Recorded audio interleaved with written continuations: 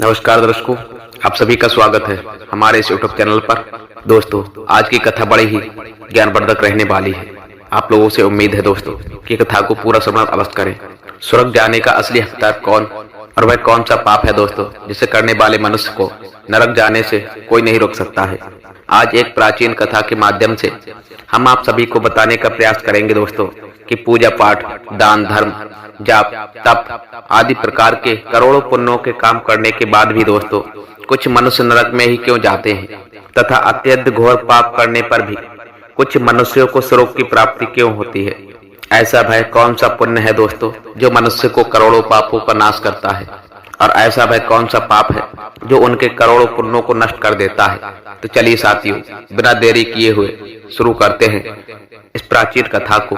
एक समय की बात है, देवर्षि नारद वैकुंठ लोक जाते हैं और भगवान विष्णु से पूछते हैं दोस्तों कि हे प्रभु, कुछ मनुष्य पाप करने पर भी स्वर्ग की क्यों प्राप्ति होती है और कुछ मनुष्यों को पुण्य करने के बाद भी नरक में क्यों जाना पड़ता है, और कुछ मनुष्यों को पुण्य करने के बावजूद भी नरक में क्यों जाना पड़ता है।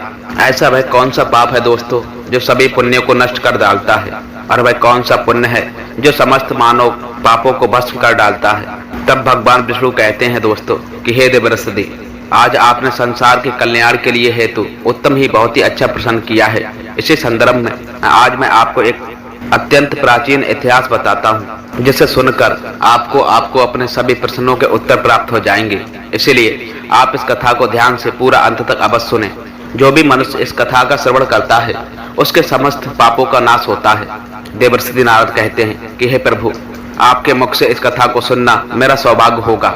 मैं इस कथा को ध्यान से पूरा अंत तक अवश्य सुनूंगा और इसका प्रचार भी करूंगा। भगवान विष्णु कहते हैं कि हे देवर्षि, पूर्व काल की बात है। मध्य देश के एक नगर में एक ही समय पर पांच मनुष्यों की मृत्यु हो जाती है, और वे सभी मृत्यु के पश्चात यमलोक में पहुंच जाते हैं। यमलोक पहुंचने पर दोस्तों भय दृश्य देखकर वे सभी भयभीत हो जाते हैं। उनका अंग अंग कांपने लगता है। यमलोक में विशालकाय आकार वाले यमराज स्वर्ण से बने सिंहासन पर विराजमान होते हैं। उनके पास चित्रगुप्त भी बैठे होते हैं, जिनके पास सभी प्राणियों का लेखा जोखा रखा होता है। यम के दूत प्राणियों को आगे धकेल रहे होते हैं। कुछ मनुष्य जोर जोर से विलाप कर रहे होते हैं, तो कुछ मनुष्य अत्यंत प्रसन्न होकर के चल रहे होते हैं। स्वर्ग के द्वार से सुंदर प्रकाश दिखाई दे रहा होता है, तो वहीं नरक के द्वार से धधकती हुई अग्नि की ज्वालाएं दिखाई पड़ रही होती हैं। इस भयानक दृश्य को देखकर वे पांचों एक दूसरे से बात करने लगते हैं और अपने अपने पाप के विषय में चर्चा कर रहे होते हैं। उन पांच में से चार लोगों में अपने जीवन में बहुत पाप कर्म किए होते हैं, और उन सभी को यह जान पड़ता है कि अब वे चारों ही नरक में ही जाने वाले हैं। उन चारों में एक चोर होता है दोस्तों, दूसरी वेश्या होती है, तीसरा विद्वान पंडित होता है, तो चौथा दोस्तों एक राजा का सैनिक होता है, तथा पांचवा एक धनवान किसान होता है। वे पांचों लोग अपने अपने कर्म फलों को भुगतने के लिए तैयार रहते हैं। फिर एक करके सभी पाप और पुण्य आत्माएं आगे चल रही होती हैं। वे चारों दोस्तों एक दूसरे के पाप कर्मों के बारे में बताने लगते हैं। पहले चोर बताता है कि भाई, मैं तो पक्का ही नरक में जाऊंगा, क्योंकि मैंने बहुत बार चोरी किया है, दूसरों का धन लूटा है, दूसरों को तकलीफ दिया है, लेकिन ऐसा मैंने मजबूरी में किया था। चोरी करके मैं अपने परिवार का पेट पालता था, क्योंकि मुझे कोई काम नहीं देता था। शायद वह विधाता ने मेरे भाग्य में यही लिखा है, इसीलिए मैं ही हम चारों में सबसे बड़ा पापी हूँ। मेरे पाप से मुझे कभी भी मुक्ति नहीं मिलेगी, ये मैं अच्छे से जानता हूँ। पता नहीं मुझे अगला जन्म किस पशु का मिलेगा, यमराज मुझे कौन सा दंड देंगे। उसके बाद दोस्तों भाई वेश्या कहती है, भाई साहब, हम चारों में मैं ही सबसे बड़ी पापी हूँ। मुझसे बड़ा पाप यहाँ पर किसी ने नहीं किया होगा। जो स्त्री अनेक पुरुषों के साथ में संबंध बनाती है उसे नरक में ही ढकेला जाता है, यही शास्त्र विद्या बताती है। इसलिए मेरा भी नरक जाना तय है। किंतु मैं शपथ खाकर कहती हूँ, मैंने यह पाप जानबूझकर नहीं किया है। जब मैं छोटी उम्र की थी तभी मुझे एक दुष्ट पति उठा करके ले गया था, और उसने मुझे जबरदस्ती वेश्या बना डाला। मैंने न चाहते हुए भी कई पुरुषों से संबंध बनाए थे। मेरे पास जीवित रहने के लिए यही एक उपाय बचा था। मैं करती भी तो क्या करती, मेरे पास इतनी ज्यादा शक्ति नहीं थी कि मैं उस दुष्ट पुरुष से लड़ सकती थी। पता नहीं किस पाप के कारण मुझे इस जन्म में वेश्या बनना पड़ा था, और न जाने मुझे आगे किस पशु के रूप में जन्म लेना पड़ेगा। मेरे पाप से यह जान पड़ता है कि मैं भी पक्का नरक में ही जाऊंगी। उससे वह इस बात सैनिक कहने लगता है दर्शकों कि भाई, हम चारों में से तो सबसे बड़ा पापी तो मैं ही हूँ। मैंने बहुत बड़े पाप किए हैं। मैं राजा का सिपाही था, इसीलिए मैं लोगों पर जोर जबरदस्ती किया करता था। मैंने कितनों के प्राण लिए हैं, न जाने कितने मासूम लोगों का सताया था, न जाने कितने निर्दोष लोगों को मेरे हाथ से दंड मिला है। यमराज मुझे कभी क्षमा न करेंगे और मैं निश्चित ही नरक में जाऊंगा। लेकिन मैंने ये सभी पाप जानबूझकर नहीं किए थे। अपने प्राणों के भय से और परिवार के पालन पोषण के लिए मुझे यह पाप करना पड़ा था। हमारा राजा जो कहता था दोस्तों, उसका पालन हमें करना पड़ता था। राजा के विरुद्ध भला कोई साधारण मनुष्य कैसे जा सकता है? ये सभी पाप करते हैं। मुझे अत्यंत दुख भी होता था और मैं यह जानता था कि यह पाप करने से मुझे नरक की ही प्राप्ति होगी, किंतु परिवार के मुंह बस करने मैंने ये काम किया था। लेकिन पाप तो पाप होता है, पाप करके पश्चाताप करने का क्या फायदा? इसीलिए दोस्तों मेरा नरक में जाना तय है। उसके बाद दोस्तों भाई विद्वान पंडित भी कहता है कि भाई, हम चारों में से सबसे बड़ा पापी मैं ही हूँ। तुम लोगों ने जो पाप किए हैं वे जाने अनजाने में किए थे, या किसी ने तुमसे जबरदस्ती करवाए थे, या मजबूरी में आके करवाए थे। किंतु मैं विद्वान था, मैं सब सत्य अतस्त जानता था, मैं जो सच और झूठ का ज्ञान था। लेकिन फिर भी मैंने धन के लोगों अवश्य पाप किए थे। शास्त्र विद्या बताता है कि जो सब कुछ जानकर भी पाप करता है वह निश्चित ही नरक में गिरता है। मैंने अपने ज्ञान का दुरुपयोग किया था। मैंने अपने ज्ञान का उपयोग लोगों के सहायता के लिए नहीं, बल्कि मैंने धन को प्रमाणने के लिए किया था। मेरे घर की परिस्थितियां अत्यंत गरीब थी। मेरे पिता भिक्षा मांगा करके गुजारा करते थे, लेकिन मैंने अपने घर की गरीबी को दूर करने के लिए धन लेकर के ज्ञान लेने की चेष्टा की थी। शास्त्र विद्या बताती है कि जो विद्वान ब्राह्मण अपने ज्ञान का दुरुपयोग करता है उसे निश्चित ही नरक में जाना पड़ जाता है। मैंने लोगों को ज्ञान देने के बदले में उनसे धन लिया था, कभी किसी को मुफ्त में ज्ञान नहीं दिया था। इसीलिए आप चारों में से सबसे बड़ा पापी तो मैं ही हूँ और मुझे ही नरक में जाना पड़ेगा। उन चारों की बात सुनकर दर्शकों वह धनी किसान हर्ष लगने लगा और बोलने लगा, तुम चारों तो इतने बड़े पापी हो कि तुम लोगों को नरक जाना ही पड़ेगा। तुम लोगों ने घोर पाप किए थे और इसीलिए यमराज तुम लोगों को कभी माफ नहीं करेंगे। यहाँ पर मौजूद मैं अकेला ही सबसे अधिक पुण्यवान हूँ। मैंने अपने जीवन काल में बहुत पूजा पाठ किया था, ब्राह्मणों को दान दक्षिणा किया था, मैंने मृत्यु से पूर्व गाय का दान भी किया था, और मैं अब मेरे सभी पुत्र पौत्र मेरी आत्मा की मुक्ति के लिए बड़े कार्यक्रम का आयोजन कर रहे हैं। वे मेरे लिए श्राप धन दान तर्पण कर रहे हैं, यज्ञ कर रहे हैं। इसीलिए मैं सबसे अधिक पुण्यवान व्यक्ति हूँ। मेरी 3 पत्नियां और 10 पुत्र हैं। इतने लोग मेरी मुक्ति के लिए उपाय कर रहे हैं। और हाँ, मैंने अपने जीवन काल में कभी कोई पाप नहीं किया था, और जाने अनजाने में किए भी होंगे तो मेरे पुत्रों के श्राद्ध आदि के कार्यों से द्वारा मेरे पाप भी नष्ट हो जाएंगे। मैं नित्य देव पूजा करता था, मंदिर जाता था, द्वार पर आए अतिथियों को भोजन करवाता था।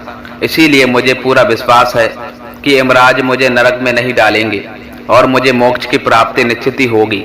फिर वे पांचों धीरे धीरे करके आगे बढ़ने लगते हैं दर्शकों। और फिर जब उनका समय आता है तो वे पांचों के पाप और पुण्य के कर्मों का मूल्यांकन किया जाता है। सबसे पहले तो बारी आती है दोस्तों उस चोर की, और फिर चित्रगुप्त उसका लेखा जोखा निकाल देते हैं। कुछ देर तक विचार करने के बाद, उनके पाप पुण्य का मूल्यांकन करने के बाद यमराज उसे स्वर्ग में जाने के कह देते हैं। इस निर्णय को दोस्तों जानकर चोर आश्चर्य में पड़ जाता है और बड़े ही प्रसन्नता से वह स्वर्ग के दरवाजे की ओर चला जाता है। दूसरी बारी आती है दर्शकों वेश्या की। चित्रगुप्त उसमें से वेश्या का लेखा जोखा निकाल देते हैं और कुछ देर तक विचार करने के बाद उनके पाप पुण्य का मूल्यांकन करके यमराज उसे भी स्वर्ग में जाने के लिए कह देते हैं। इस विचित्र निर्णय को जानकर वह वेश्या भी आश्चर्य में पड़ जाती है। उसे यमराज के निर्णय पर भी विश्वास नहीं होता और वह बिना कुछ कहे ही बड़े ही प्रसन्नता के साथ में स्वर्ग के दरवाजे की ओर चली जाती है। फिर दोस्तों तीसरी बारी आती है उस सिपाही की। चित्रगुप्त उसके भी कर्मों का लेखा जोखा निकाल देते हैं और कुछ समय विचार करके दोस्तों उसके पाप पुण्य का मूल्यांकन करके दोस्तों यमराज उसे भी स्वर्ग में जाने के लिए कहते हैं। इस निर्णय को जानकर दोस्तों वह सिपाही भी सोच में पड़ जाता है और बड़ी ही प्रसन्नता के साथ में वह स्वर्ग के द्वार की ओर निकल जाता है। फिर चौथी बात आती है दोस्तों उस विद्वान ब्राह्मण की। चित्रगुप्त उस ब्राह्मण के कर्मों का लेखा जोखा निकाल देते हैं और कुछ देर तक दोस्तों विचार करते हैं। फिर यमराज उस ब्राह्मण को भी स्वर्ग में जाने के लिए कह देते हैं। फिर वह विद्वान ब्राह्मण भी विचार करता है, मैंने तो पाप किया था, फिर मुझे तो कौन स्वर्ग में नहीं भेज दिया गया। फिर वह मन ही मन प्रसन्न होकर के दोस्तों स्वर्ग के द्वार की ओर चलने लगता है। उन चारों को स्वर्ग में जानता देखकर वह धनवान किसान बहुत ज्यादा दुखी और क्रोधित हो जाता है। वह सोचने लगता है कि यह कैसा न्याय है देव, इन पापियों को स्वर्ग जाने का मौका मिल रहा है, फिर मैंने जो पुण्य के काम किए थे उनका क्या होगा। पापी और पुण्यवान व्यक्ति एक ही जगह पर डाले जाएंगे तो पुण्य करने का फायदा ही क्या। फिर उस धनवान किसान को यम के दूत जोर जोर से ढकेल देते हैं और कहते हैं, अरे पापी, तू आगे चल, तुझे नरक में डाला जाएगा, यमराज तुझे माफ नहीं करेंगे। ये जानकर वह धनवान किसान भयभीत हो जाता है और कहने लगता है, हे यमदूतों, मैं तो स्वर्ग में जाऊंगा, मैंने कोई पाप नहीं किया था, मैंने जीवन में बहुत ज्यादा पुण्य के कार्य किए थे, देख लेना यमराज मुझे भी स्वर्ग में ही भेज देंगे। फिर वह धनवान किसान दोस्तों यमराज के सामने आकर खड़ा हो जाता है। चित्रगुप्त उसके कर्मों का लेखा जोखा देखते हैं और उसके पाप पुण्य के कर्मों का मूल्यांकन किया जाता है तो उसके पाप का पड़ना भारी हो जाता है। और यमराज उस धनवान किसान को कह देते हैं, अरे दोस्त, तूने तो बहुत बड़ा अपराध किया है, तू तो नरक में जाने के लिए ही योग्य बना है।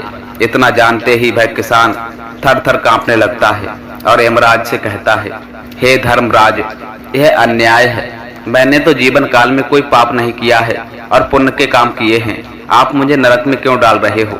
और मुझसे पहले जो 4 लोग गए थे वे तो घोर पापी थे, उन्होंने बड़े बड़े पाप और अपराध के काम किए थे, उन्हें तो आपने स्वर्ग में डाल दिया है। आप ऐसा अन्याय मेरे साथ क्यों कर रहे हो। यदि ऐसा अन्याय होगा तो भले कौन सा मनुष्य धरती पर पुण्य का काम करेगा। फिर यमराज बताते हैं, अरे पापी, तूने जो पाप किया था वह तो उन चारों के पापों के सामने कुछ भी नहीं है। तेरे एक पाप के कारण तेरा सारा पुण्य का फल नष्ट हो गया है। यदि तूने यह पाप नहीं किया होता तो तू स्वर्ग में जाने के काम होता, लेकिन तूने यह पाप जानबूझकर किया था, इसीलिए तुझे नरक में अवश्य जाना होगा। उस चोर ने तो मजबूरी में चोरी की थी, किंतु वह चोर दूसरों की भूख मिटाता था, गरीबों को दान करता था। उसने कभी भी किसी निर्दोष और गरीब व्यक्ति की घर चोरी नहीं की थी। उसके पुण्य कर्म फल उसके पाप से अधिक थे, इसीलिए तो वह स्वर्ग में गया था। दूसरी जो वैश्या थी वह अपने मन से वैश्या नहीं थी, उसे जबरदस्ती वैश्या में डाला गया था और उस वैश्या ने भी केवल अपने शरीर को पीड़ा दी थी, लेकिन बाकी कार्य तो उसने पुण्य के ही कार्य किए थे। लेकिन वह पशु पक्षियों को रोज दाना डालती थी, जानवरों की सेवा करती थी, इसीलिए उसका भी पुण्य पाप से बड़ा था। तीसरा वह सिपाही था जिसने राजा के हुक्म का पालन किया था, किंतु उसने भी बहुत पुण्य के काम किए थे। उसने काफी बेसहारा लोगों की मदद की थी, इसीलिए तो वह स्वर्ग में ही गया है। और चौथा जो विद्वान ब्राह्मण था उसने अपने ज्ञान का दुरुपयोग का आपस किया होगा, लेकिन किंतु वह नित्य गाय की सेवा करता था, दान धर्म कार्य करता था, इसीलिए वह उसके भी पुण्य पाप से अधिक थे और वह भी स्वर्ग में ही गया है। इतना जानकर वह धनवान किसान बोलता है, दोस्तों, हे धर्मराज, इन चारों ने तो जो पुण्य के काम किए हैं वो तो मैंने भी किए थे, बल्कि उनसे ज्यादा किए हैं। फिर भी मैंने ऐसा कौन सा पाप किया है प्रभु जो मुझे नरक में भेजा जा रहा है। यमराज बताते हैं कि हे दुष्ट, याद कर, तूने उस अबला विधवा नारी पर गलत लांछन लगाया था कि उसने तेरे घर पर जाकर चोरी की थी, और इसके साथ ही साथ तूने उसके ऊपर काफी ज्यादा अन्य गलत लांछन लगाए थे। उसे वह बेचारणी और वैश्य कहकर उसके चरित्र का हरण किया था, और राजा ने उसे सत्य समझ करके उस अबला विधवा नारी को मृत्यु दंड दे दिया था। हे पापी, मनुष्य ब्रह्मा हत्या, चोरी, मदिरापान आदि प्रकार के घोर पापों से भी प्रायश्चित करके मुक्त हो सकता है, किंतु दूसरों पर गलत लांछन लगाने पर कोई प्रायश्चित नहीं होता। जो दूसरों पर गलत आरोप करता है, सत्य जानकर भी वह दूसरों को झूठ कहकर उनके ऊपर दोष डाल देता है, वह तो सबसे बड़ा पापी माना जाता है। उसके द्वारा किए गए सभी पुण्य नष्ट हो जाते हैं। इसीलिए देवी, तूने जितने भी पुण्य किए थे वे सभी उस एक पाप के कारण नष्ट हो गए। फिर यमराज यमदूतों को कहकर दोस्तों उस पापी किसान को नरक ले जाने के लिए कह देते हैं, और वह किसान रोता हुआ विलप करता हुआ नरक के मार्ग पर चलने लगता है।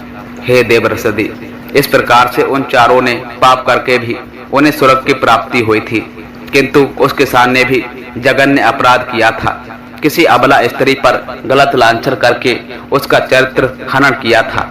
एक स्त्री सदा ही पूजनीय मानी जाती है। जो भी पुरुष स्त्री पर गलत आरोप करता है उसे महापाप लग जाता है।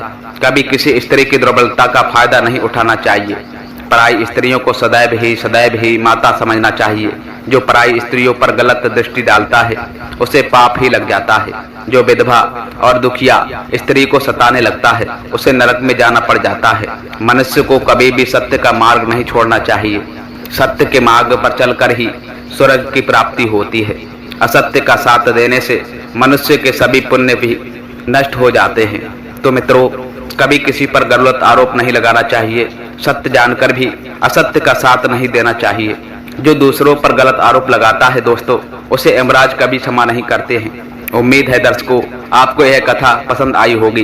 वीडियो को सर्वप्रथम लाइक करें और कमेंट बॉक्स में दोस्तों जय श्री कृष्ण राधे अवश्य लिखें। साथ ही दोस्तों चैनल को सब्सक्राइब करें और आप सभी का धन्यवाद। आपका दिन शुभ हो और मंगलमय हो। जय श्री राधे राधे कृष्णा। आप लोग भी कमेंट बॉक्स में लिखकर जाना, इससे प्रभु की कृपा आपको बस प्राप्त होगी।